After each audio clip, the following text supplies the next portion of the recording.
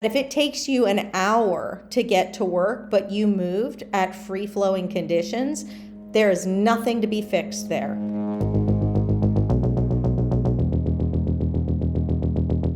But if you got to work in 10 minutes in stop-and-go traffic, that's a catastrophe worthy of knocking down homes and businesses to fix. From KPBS in San Diego, this is Freeway Exit. I'm Andrew Bowen.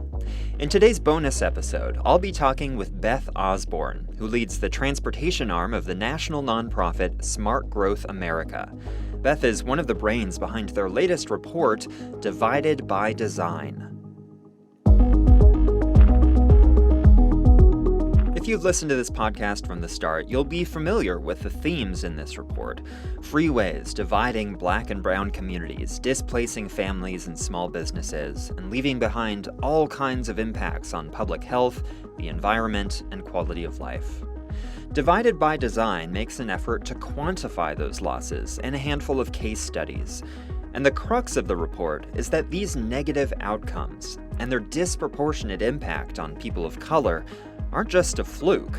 They're the result of bad ingredients, guidelines, models, formulas that haven't really changed since the 1950s, and that grossly overstate the benefits of freeways while dismissing or ignoring their downsides. We'll dig into the report and how freeways can actually make driving less efficient after a short break.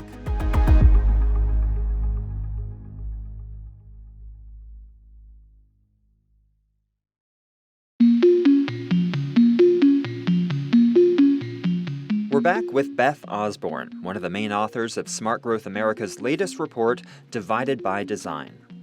The report analyzes case studies of various freeways in Washington, D.C. and Atlanta. If you want to get deeper into the numbers, there's a link to the report in the show notes. But here's just a sample. Washington, D.C. built Interstates 395 and 695 in 1960. The freeways displaced at least 4,700 people in Southwest D.C., once a thriving Black and Jewish neighborhood. They took 311 acres of land, worth $3.3 billion, off the property tax rolls.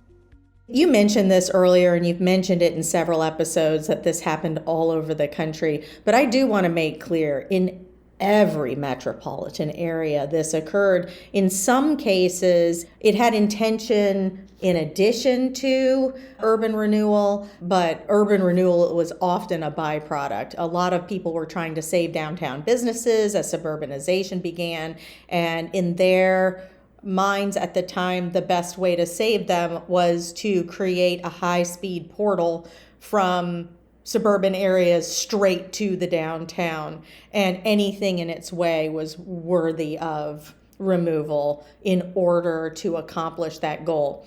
It didn't work, but that was also the intention. Well, the reason we wanted to do these case studies was because we rarely look at what was lost. We love quantifying benefits. But the benefits we choose to quantify in transportation in those days and today, very little has changed, except for the spine of the system is already built. What we quantify is a theoretical benefit of time savings, an estimate that is usually wildly incorrect and not even based on time savings, but a theoretical time savings we assume occurs if you speed up the average vehicle speed. We're not looking at where you start and your finish. We just assume if the cars are moving faster, your trip got shorter, which is not always the case. Yeah, and explain how that works. I would assume, let's say I'm driving down the highway at 65 miles an hour, I'm getting to my destination faster. In what scenario would that speeding up of vehicles actually slow down or lengthen a trip's time? So there are two more clear ways. One is to speed up your travel at 65 miles per hour down that corridor. We have to completely end travel across it. So that roadway now goes through a community, and whereas there used to be dozens of ways across that corridor, now they've been cut off. So now all the people trying to cross the corridor have a longer trip and they have a time loss. We don't quantify that. We don't generally care as much about the people losing time as the people gaining time. The other thing is, think about that, main road in your community that has no left-hand turn signs all the way down the corridor.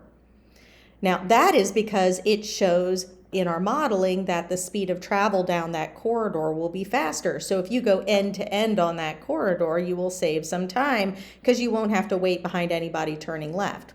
But if you are one of those people that needs to go left because your destination is to the left, now you have to turn right 3 times to go left. And you might now have stop signs and traffic lights on each of those intersections.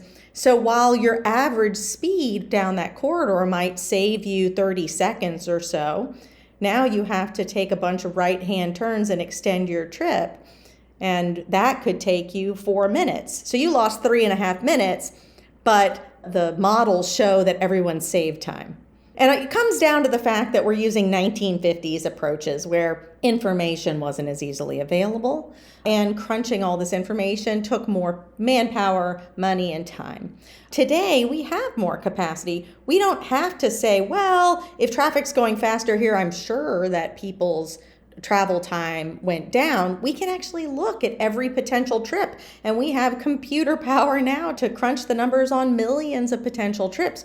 We just don't. We continue to assume things that are demonstrably false. And while we are quantifying those savings, we are not quantifying the harms being done to others, both in terms of their travel ability or safety, but also in terms of the property damage, of the displacement, of the loss of business. And even worse, there's an assumption that if an area, for example, needs a dry cleaner or a grocery, that need is generally in the air, and if you close one, another will open, and that evens out in the region.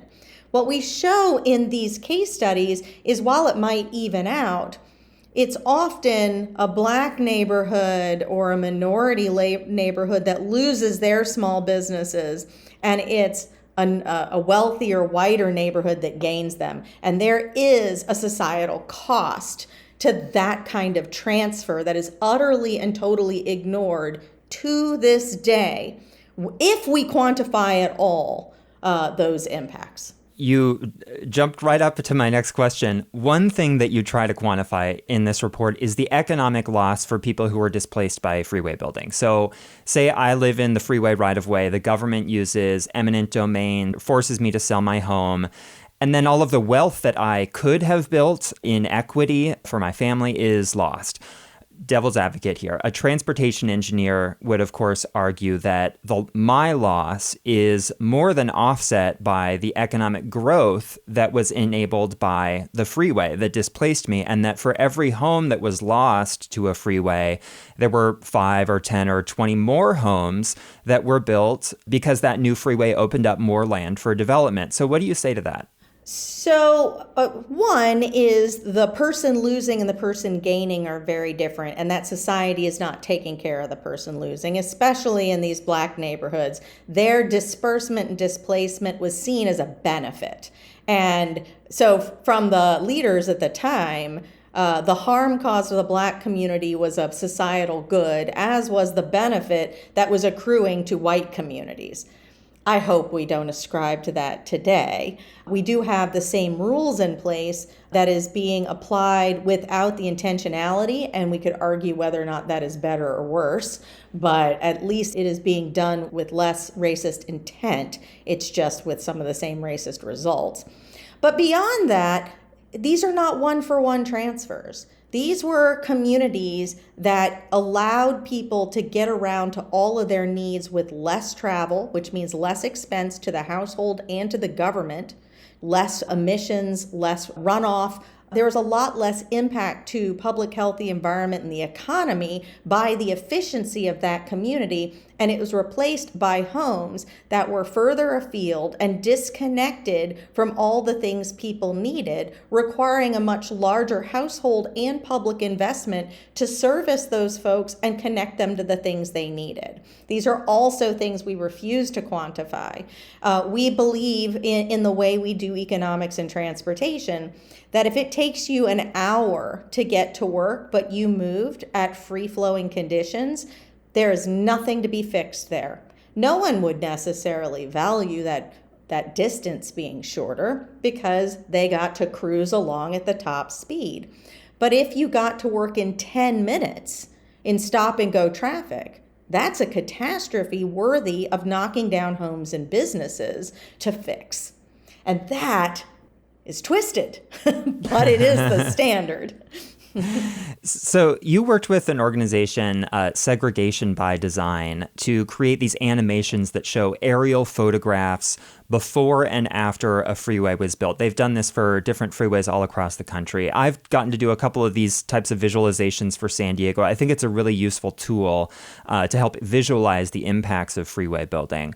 One thing that I noticed in one of the animations you have for Atlanta is that a lot of the land surrounding the freeway changed as well. So even if you weren't in the direct path of the freeway, your neighborhood was still impacted. You may still have lost your home, and your neighbors may have lost their homes as well. Can you tell me more about that and why that happens? I love that you pointed that out. Some of our assumptions were extremely conservative in terms of what property would be impacted by a highway. Now, looking at past highways, we can see exactly what occurred, but we also looked at what would have happened if some highways that were in the queue to be built had been built. We as a society are more willing to dismiss something that was lost decades ago, but looking at what is on the ground today that would have been wiped out tends to hit a little bit harder. So we also use Segregated by Design to show those and those incredibly strong neighborhoods today that would not exist today. But your question about, what is that area being affected? We looked at where the highway would be in a little tiny buffer for construction. But in reality, people don't tend to want to have a home where their children will play right next to a huge 6-lane highway where the traffic is bowling by at 65 miles per hour and trucks are putting pollution into the air. So there's an impact on the value of that land. It tends to turn over. Homes tend to get bought out for low prices to be converted into more industrial uses, maintenance yards or mechanic facilities or storage facilities. Yeah, just those things that are convenienced by being close to where the cars go. You also see communities buying way bigger of a right-of-way for the highway than they actually needed, because while you're taking a bunch of houses, take them all, and then you could use that for future expansions, for other purposes. And also, once your community is gone, a whole lot of people left because they were just the remnants of a community. Their family, their friends, their businesses, their schools were gone. So yeah, all those factors just lead to the turnover of the community into something less productive and more desolate.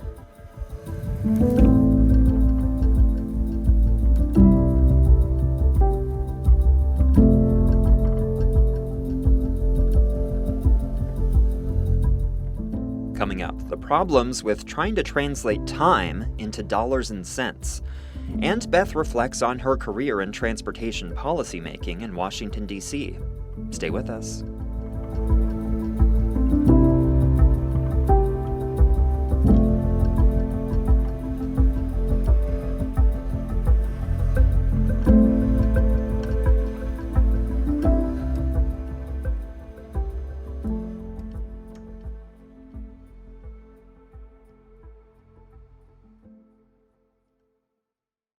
We're back, and here's the rest of my interview with Beth Osborne, co-author of Smart Growth America's latest report, Divided by Design. One thing that I found really fascinating in your report was its dissection of the value of time and how this concept is baked into so much of the government's decision-making about where and how and when to build freeways. So explain to me what this concept is, the value of time, and why you think it's wrong and misguided. Yeah, it's another important question, and that is, how do we quantify the benefits of this highway system? And usually the benefits are this concept of saving time. So you want to put a value to what that time savings is. And the guidance on how to quantify and monetize these benefits is put out by the Secretary of Transportation. It was most recently updated, I believe, in 2016, and I think before that in 2011. The changes weren't substantial. And it has a lot of very interesting things in there, some of which I've already mentioned. The assumption is if the cars are going faster, people are saving time. Well, our transportation models that show the impact of giving drivers more space have been proven wrong repeatedly, and yet they're allowed to be utilized and show benefit. US DOT seems unperturbed by the fact that they are totally inaccurate, and we rely on them to determine environmental impact, public health impact, and equity impacts, and they're allowed to stand for some reason. US DOT doesn't even require that folks check their assumptions and just report whether or not they got them close to right. Accuracy also seems undesirable, uninteresting, I don't know. 2, just because the cars are going faster doesn't mean the trip was faster, because distance is part of the equation. Now, DOTs don't control that completely, except for sometimes the way they lay down the highways displaces some of the destinations and pushes them further out. And I did listen to your episode with my friend and colleague Chuck Marone, and he pointed out that when you see traffic congestion, what you're seeing is an unmet need for local travel and local options. And a lot of what we do in transportation to speed up the travel removes those local options, displaces those local options, and forces people to go further. But because they're going faster, we see that as a time savings, even though people are spending more time traveling to the things that they need, because we're not looking at real trips. And the other thing is we don't look at what an economist would call the disbenefits. So yes, we're benefiting people on this corridor, but we're not looking at whether or not there's impact to people crossing the corridor, coming on the corridor for a short period of time, walking as opposed to driving, or bicycling, or taking transit. We don't consider that we are picking winners and losers, and we're not even trying to quantify who the losers are and then subtract it from the benefits. So the guidance is just deeply, deeply flawed in multiple ways. It's not legislatively required, so it is questionable why it is allowed to stand. And the amount of time that departments of transportation are allowed to include to come up with a dollar amount of how much money we're actually saving or how much economic activity we're creating, there's no floor to it. So you could create a project that, according to your models, will save a driver 3 seconds. And then you multiply that by however many thousands of people you think that it will benefit, and you come up with a dollar amount, as if saving 3 seconds for anyone is actually quantifiable, or that amount is actually creating some sort of economic benefit. You seem to be suggesting that people aren't going to invent the cure to cancer with 3 seconds of time saving. Yeah, no, you're absolutely right. It is one of the more galling aspects of the guidance. It specifically says that we should not designate a floor to those benefits. So it allows, an intersection improvement to theoretically save each driver, 10 seconds each, and then you add it, or you multiply it times the number of people in that intersection.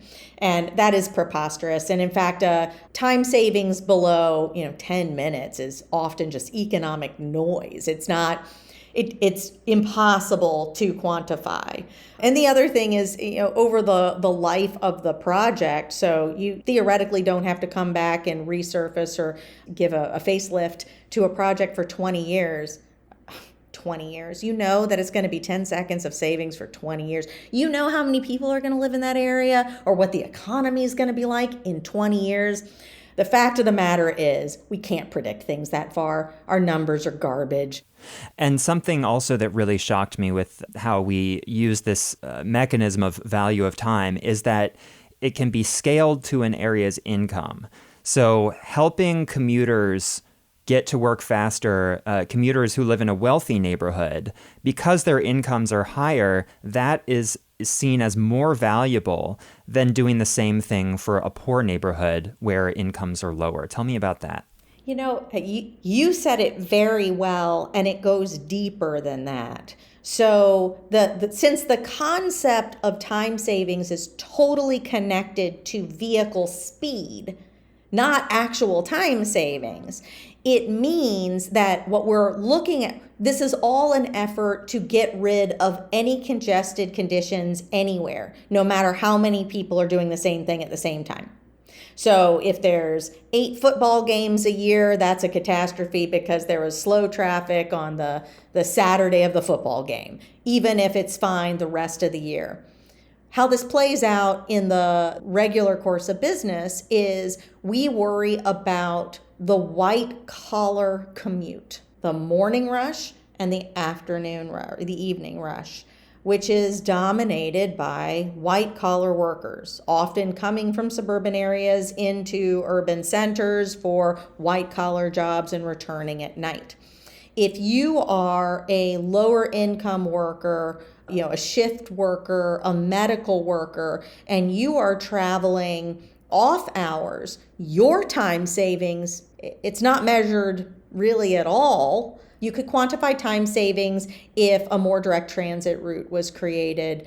But since all of these benefits were created to justify reducing congestion and building highways, they are somewhat inartful in quantifying those other kinds of trips. And so that's a second way that non-upper class, white collar trips are undervalued. Further, a non-commute trip, all the other trips you take in your life, which is about 80% of our trips, the grocery, picking up your kids from school, medical visits, retail visits, all those sorts of things, they're very hard to quantify. And in fact, the value of time guidance says they don't know how to quantify it. Well, any parent can tell you that if you are late to pick up your kid from school or aftercare or daycare, it is very specifically quantified. They tend to charge you $1 a minute. And yet USDOT doesn't see any way to create quantification for time savings on those trips. And those trips tend to be shorter. And they tend to be trips, particularly for low-income people, that are taken outside of a car. So there's so many ways where the application of this approach is inequitable, and it hurts single parents, it hurts lower-income people. It's understandable in its origin and where it came from, but the fact that we haven't figured out how to do better in a time where information is so readily available and so easily crunched is just, it's beyond disappointing. You spent much of your career working in Washington, D.C. You worked on Capitol Hill. You worked in the U.S. Department of Transportation in the Obama administration. When did it become clear to you that the system that we've created for deciding how to spend our transportation dollars was really broken and in need of fixing? So it's a very difficult question for me to answer. I think it came in stages. I didn't start out thinking I was going to work in transportation. In my first job on Capitol Hill for Congressman Ron Klink from the Pittsburgh region, I worked more in environmental policy, and particularly air quality, and transportation just kept coming up and up and up. Not just in air quality, but in water quality, in the greenhouse effect and heat islands, those sorts of things, just over and over. And I started to move more in that direction. But even if you go before I even thought about working in Washington, D.C., I went to school in Baton Rouge. I went to Louisiana State University for college and law school. And there was a time where I really needed a job to make ends meet while I was in school. But the only jobs I could find required a car to get there. But I was already struggling to make ends meet, so I couldn't afford a car without a job, but I couldn't get to a job until I could afford a car. And luckily, I come from a family where my parents could buy my way out of that problem. But that always stuck with me, that we set up a system where we created an expensive barrier to enter the economy and then held it against people. It's unbelievably wasteful and inefficient as a nation to block people's ability to participate in the economy and pay their own bills. But we literally do that with the transportation system, unless you can buy your way out of the problem, pay the cover charge to participate. And when I moved to Washington, D.C., that used car that my parents had bought me is what I sold to get started here. And when I moved here, my now husband and I, we bought a condo with the I was going to say with the money we would have spent on a car, but it was really that money was only available because we didn't have to have a car. So whereas other people are spending all this money on an asset that loses value as soon as you sign your name to buy it, we bought an asset that increases in value. And we also just got to have more fun, frankly, without a car. We were able to travel and have fun trips and save money for retirement, for our future, and to be able to buy a bigger house and things like that. So the economic impact of the transportation system is something I felt very personally. And then the more I got deep into transportation, the more I saw that the things that I value, that normal people quantify in terms of their own success, don't register at all in transportation economics. And what registers to them is ethereal and theoretical and often undermining of those things that determine a human being's success in this country. So a broader theme I took away from this report, and you touched on it already, is that comparing today to the 1950s, we have so much more sophisticated methods of measuring speeds, of measuring the distance of trips, the length of time that they take, and yet we're not using that more sophisticated data and methods. We're still relying on these very crude and imprecise models to make decisions about how to spend billions in taxpayer dollars, and it's leading to bad outcomes. My question for you is, why? Like, how did it get this bad? You said transportation's a bipartisan, issue. Why is no one in Washington, maybe there are some people, but why haven't we seen more progress in making this system smarter? Oh, it's not an easy question to answer, and there are many layers to it. I think our program is a trust-funded program. When we pay licensing fees, we buy tires, we pay for gasoline, there are taxes there and fees that go into a trust fund. And it means that the transportation program doesn't have to be considered every year when Congress or legislatures pass their budget. If you are trying to deal with all issues and one issue isn't a problem but every 5 years or so, you're not going to be as familiar with it. So I think our trust fund, while it creates convenience for building projects, also protects the program from oversight and from a knowledgeable political class to do that oversight, even when it is conducted. So we have bipartisanship, but both parties have agreed to throw over all their priorities and agree to do something. I mean, this program undermines Republican and Democratic priorities equally and thoroughly, and yet they're very excited to join forces and undermine everything they claim to believe in. So that's strange, but I think it comes down to ignorance and the fact that the trust fund makes it hard to focus on. There are members of the U.S. House who have a whole career without one vote on a transportation bill. So, it's hard to become expert on things that don't even come up in your tenure. How would you rate the Biden administration on these issues? Do you see an appetite for reform? No, I do not. Well, that's not fair. I think that there is an appetite amongst many of the talented appointees at USDOT. I don't think that same appetite exists at the White House. And all those appointees at USDOT work for the president and the White House. And therefore, they need leadership from there. I think the White House views transportation as a good news story, and they have a lot to deal with. And throughout my career, that goes back to the Clinton administration, transportation is always the top priority in the second tier of priorities. The problem is you never get through the first tier of priorities. So, look at all the issues we have to deal with today. You understand why if people are mostly just ignoring transportation, and you can still get coverage that says any new highway or expansion is good, ignoring all the impacts. Just let it do its thing and stay focused on these other things that are screaming at you in the moment. Picking a fight with folks on Capitol Hill over change, and change always results in someone opposing it, is just not very attractive. But getting things right, I think the White House is concerned about the wrong things there. So I'd like to see them start to evaluate the accuracy of what we use, to provide more modern information, and to study it and use that as a basis for a conversation about where we should go. If the parties disagree at that point, then we can figure out how much of a fight you want to take.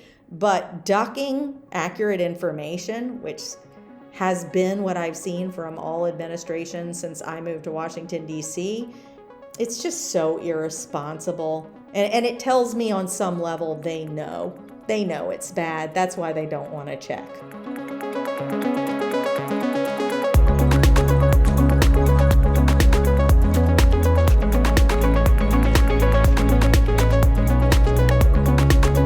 That was Beth Osborne of Smart Growth America. Again, check the show notes for a link to their report, Divided by Design, as well as a really cool shareable video on the value of time.